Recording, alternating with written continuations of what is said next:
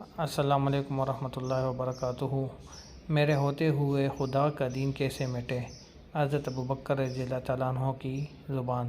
بہت ہی ایموشنل بیان مولانا احمد لاڈ صاحب کا۔ دنیا جہنم کدا بنی ہے، انسان جانور بنا ہے، گھر کے لوگ جانوروں سے بدتر بنے ہیں، حیائیں اٹھ گئی ہے، معاشرہ گندا ہوا ہے۔ اللہ جل جلالہ عمن والہ نے حضرت رسول پاک صلی اللہ علیہ وسلم کو مبعوث فرمایا، وما ارسلناک الا رحمتا للعالمین۔ آپ نے آ کر کھانے کمانے سے، پینے پہننے سے نہیں روکا۔ جس شرک پر، جن گناہوں پر، جن جہالتوں پر، جن غفلتوں پر، جن بد اخلاقیوں پر، جن اغراض پرستی پر لوگوں کی جانیں، لوگوں کا مال اور لوگوں کی صلاحیتیں لگ رہی تھی، حضور پاک صلی اللہ علیہ وسلم نے اس کا رخ پھیرا تھا۔ تمہاری جانوں کے لگنے کے لیے، تمہارے مالوں کے لگنے کے لیے اور تمہاری صلاحیتوں کی کھپانے کے لیے ایک میدان اور ایک محنت لے کر آیا ہوں۔ قولوا لا الہ الا اللہ۔ لگاؤ جانے کتنی لگاتے ہو ایمان بنانے پر، لگاؤ جانے کتنی بناتے ہو ایمان کے پکانے پر، لگاؤ جانے کتنی لگاتے ہو ایمانی صفات سے آراستہ ہونے پر، لگاؤ جانے کتنی لگاتے ہو ایمان کو عالم کے چار کونوں میں پھیلانے پر۔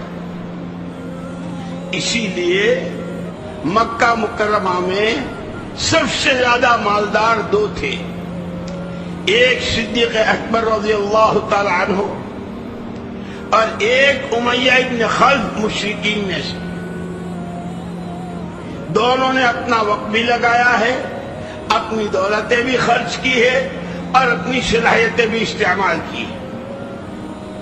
صدیق اکبر نے اپنی جان، اپنا مال، اپنی صلاحیت لگائی حضور پاک صلی اللہ علیہ وسلم کا ساتھ دینے پر، حضور کی فکروں کو اپنی فکر بنانے پر، حضور کے غم کو اپنا غم بنانے پر، حضور کی محنت کو اپنی محنت بنانے پر، یہاں تک کہ حق تعالی شانہ نے براہ راست حضور پاک صلی اللہ علیہ وسلم سے السلام علیک ایھا النبی ورحمۃ اللہ وبرکاتہ، جو تشہد میں ہم پڑھتے ہیں کہ وہ تو نبی تھے، اللہ کی طرف سے سیدھا سلام آیا۔ صدیق اکبر کو اپنی جان و مال صلاحیت کے لگانے کے نتیجے میں کتنی مناسبت پیدا ہوئی کہ وحی تو نہیں آئی، وحی کے راستے سے حق تعالی شانہ نے سلام بھیجا ہے۔ آپ کے دوست ابو بکر کے نام خدا کا سلام، اور یہی ابو بکر صدیق رضی اللہ تعالیٰ عنہ جان و مال لگاتے رہے یہاں تک کہ جب حضور کی وفات ہوئی اور چاروں طرف فتنے، ہرقل کا، مسیلمہ کذاب کا، لوگوں کے زکوٰۃ سے انکار کرنے کا، ارتداد کا اور حضرت اسامہ کی جماعت کے روانہ کرنے کا، لیکن اس سب کے بیچ میں ایک جملہ کہا ہے، جو جملہ صرف صدیق اکبر رضی اللہ عنہ کے اپنی ذات کے لیے نہیں، امت کے ہر فرد کو، جس کو حضور نے فرمایا ما انا علیہ واصحابی، علیکم بسنتی وسنت الخلفاء الراشدین۔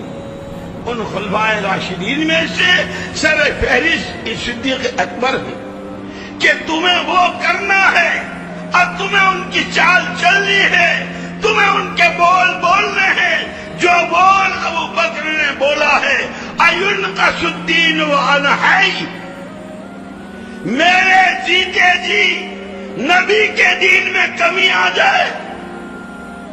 یوں کہ صدیق اکبر رضی اللہ تعالیٰ عنہ یہ بول بول کر انہوں نے تو اس سطح کو پہنچا دیا، لیکن مجھے اور آپ کو سبق پڑا گئے ہیں، ایک چلہ، تین چلے، تھوڑے اعمال اور یہ نہیں، ہر ایمان والے کی اندر کی آواز یہ بن جائے، میرے ہوتے ہوئے خدا کا دین کیسے مٹے۔ ہمارے چینل کو لائک، سبسکرائب اور شیئر کریں، بیل آئیکن پر کلک کریں تاکہ مزید نیو بیانات دیکھ سکیں۔ جزاک اللہ۔ اللہ کا وہ دین جو دنیا آخرت کی کامیابیوں کا ضامن ہے، دنیا آخرت کی سرخی کا ضامن ہے، خدا اس کو ہمارے ہاتھوں زندہ کر۔ اصل تو ہماری محنت یہاں تک کی ہے۔